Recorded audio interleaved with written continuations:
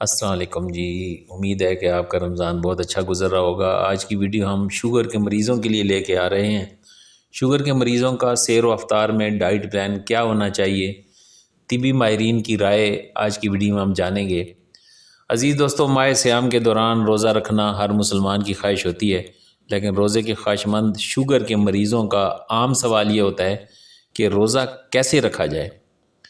ایسے افراد کا افطار اور سحری کا ڈائٹ پلان کیا ہونا چاہیے، انہیں پانی کتنی مقدار میں پینا چاہیے، رمضان میں دوائیوں کے اوقات کیا رکھے جائیں، گرمیوں میں کام کرنے والے شوگر کے مریض باہر نکلتے وقت کن باتوں کا خیال رکھیں، ان سارے سوالوں کا جواب طبی ماہرین سے لینے کی کوشش کریں گے تاکہ آپ تک یہ معلومات پہنچائی جا سکے۔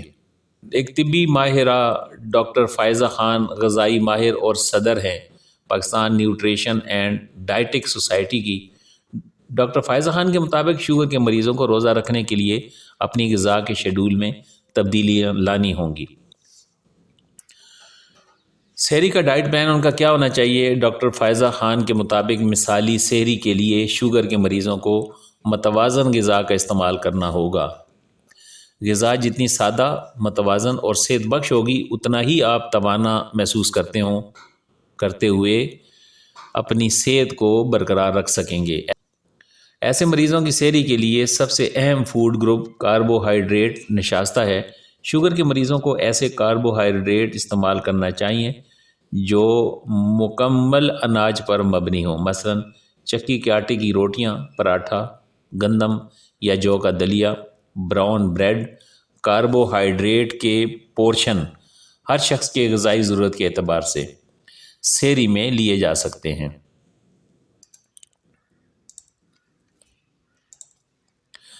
دوسرا گروپ پروٹین ہے جس کا استعمال ضروری ہے۔ اس میں 1 عدد انڈا، کباب، دالیں، چکن، کیما، بینز، اس قسم کی کوئی بھی چیز مریض روٹی اور پراٹھے کے ساتھ لے سکتے ہیں۔ تیسرا اور اہم غذائی گروپ دودھ دہی کی بنی ہوئی اشیاء ہیں۔ شوگر کے مریض سحری میں 1 کپ چائے پی سکتے ہیں، جبکہ کھجلا پھینی سے شوگر کے مریض پرہیز کریں تو بہتر ہی ہوگا۔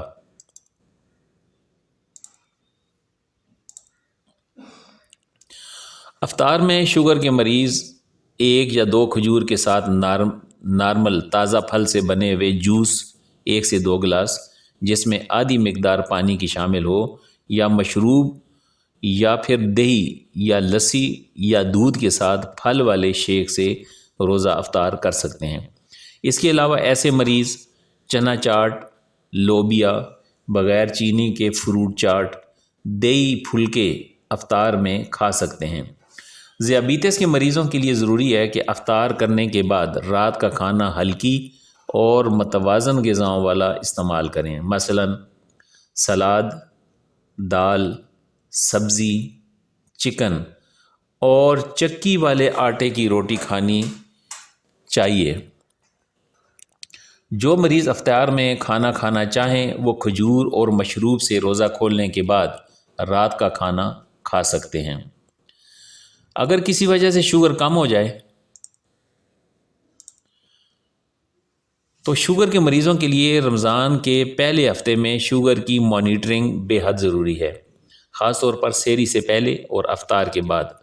ان کے لیے شوگر لازمی طور پر مانیٹر کرنا ضروری ہے تاکہ اس کے پیش نظر غذائی شیڈول مرتب کیا جا سکے۔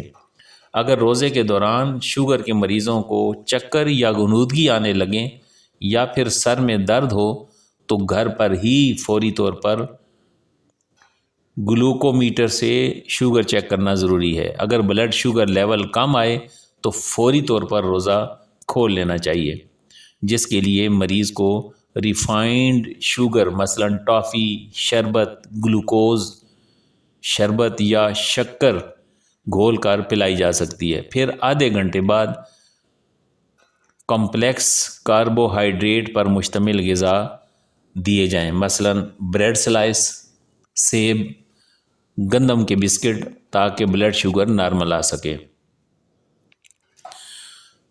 ذیابیطس کے مریضوں کے لیے جو احتیاطیں ہیں رمضان المبارک میں وہ کیا ہیں کہ افطار میں اگر تلی ہوئی اشیاء استعمال کرنی ہوں تو ان کی مقدار کو بہت ہی محدود رکھا جائے۔ شوگر کے مریض 1 کپ فروٹ چاٹ میں چینی کے بجائے 1 نارنگی کا رس ملا سکتے ہیں، یعنی شوگر کے مریض 1 کپ فروٹ چاٹ میں چینی کے بجائے 1 اورنج کا رس جو ہے وہ ملا سکتے ہیں۔ چائے اور کیفین کا استعمال کم سے کم کریں۔ مرغز، مسالے دار اور تلی ہوئی اشیاء جسم میں پانی کی طلب بڑھاتی ہیں، لہذا جسم کو ہائیڈریٹ رکھنے کے لیے ان چیزوں سے بچنا بہت ضروری ہے۔ ایسے مریض سحری اور افطاری کے دوران ہر آدھے گھنٹے کے بعد پانی کا استعمال کریں۔ ایسے مریضوں کو چاہیے کہ گرمی کے روزوں کے دوران اپنے سر کو ڈھانپ کر نکلیں اور غیر ضروری باہر نہ نکلیں۔ مشروبات کا استعمال کم مقدار میں کریں۔ فریش جوس کی مقدار ایک وقت میں آدھے کپ سے زیادہ نہیں ہونی چاہیے، یا پھر آدھے کپ میں پانی ملا کر 1 یا 2 کپ مشروب استعمال کیے جا سکتے ہیں۔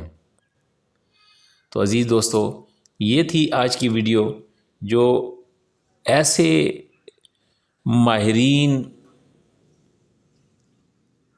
طبی ماہرین یہ تھی وہ ویڈیو جو آج ہم طبی ماہرین کے مشوروں کو لے کے آپ کے لیے حاضر ہوئے ہیں۔ امید ہے کہ آج کی اس ویڈیو سے آپ کو فائدہ ہوگا۔